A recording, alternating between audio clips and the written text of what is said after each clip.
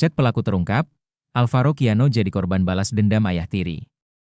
Alvaro Kiano Nugroho, 6, menjadi korban pembunuhan ayah tirinya, Alex Iskandar, akibat dendam pribadi terhadap sang ibu. Dari chat yang disita polisi, Alex berulang kali menulis gimana caranya GW balas dendam sebelum nekat menculik dan membunuh Alvaro di Jakarta, lalu membuang jasadnya di Tenjo, Bogor. Akhirnya terungkap motif ayah tiri, Alex Iskandar, tega membunuh bocah 6 tahun, Alvaro Kiano Nugroho. Polisi menyebut pembunuhan itu dilatar belakangi dendam Alex terhadap sang istri, Arumi, ibu Alvaro, yang bekerja di luar negeri dan diduga berselingkuh. Kasat Reskrim Polres Metro Jakarta Selatan, AKBP Ardian Satrio Utomo, menjelaskan bahwa Alex menyalurkan dendamnya kepada anak tiri.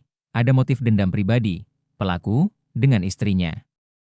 Anak ini adalah anak tiri tersangka, ujar Ardian. Kabid Humas Polda Metro Jaya, Kombes Pol Budi Hermanto, menambahkan polisi menemukan bukti percakapan digital pelaku. Dalam chat kepada istrinya, Alex berulang kali menulis, gimana caranya GW balas dendam, menunjukkan dorongan emosional yang kuat sebelum melakukan penculikan dan pembunuhan.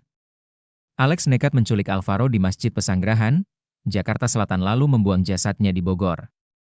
Terlapor memiliki dorongan emosional untuk balas dendam.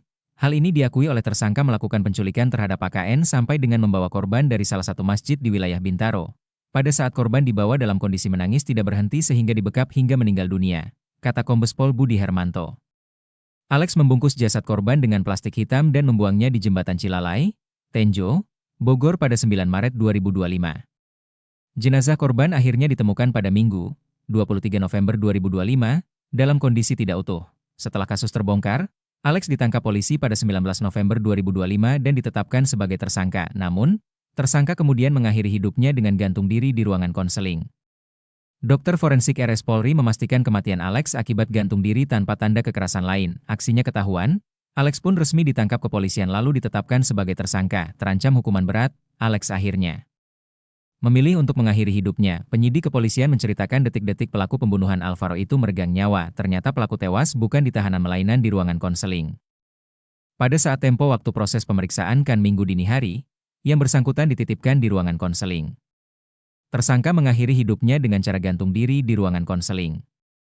Karena status yang bersangkutan sudah tersangka, besok pagi akan dilakukan pemeriksaan medis. Apakah tersangka memiliki penyakit bawaan atau penyakit menular sehingga belum bisa dijadikan satu dengan tahanan lainnya? Ungkap Kombes Pol Budi Hermanto terkait dengan kondisi jasad Alex, ayah tiri yang membunuh Alvaro. Dokter forensik RS Polri Dr. Farah mengungkap hasil autopsi. Dipastikan pelaku tewas akhir mengakhiri hidup. Jenazah atas inisial I, berusia 49 tahun, ditemukan ada luka lecet kanan yang melingkari leher, sesuai dengan kasus gantung. Tidak ditemukan tanda kekerasan lainnya pada permukaan lainnya, ucap Dr. Farah.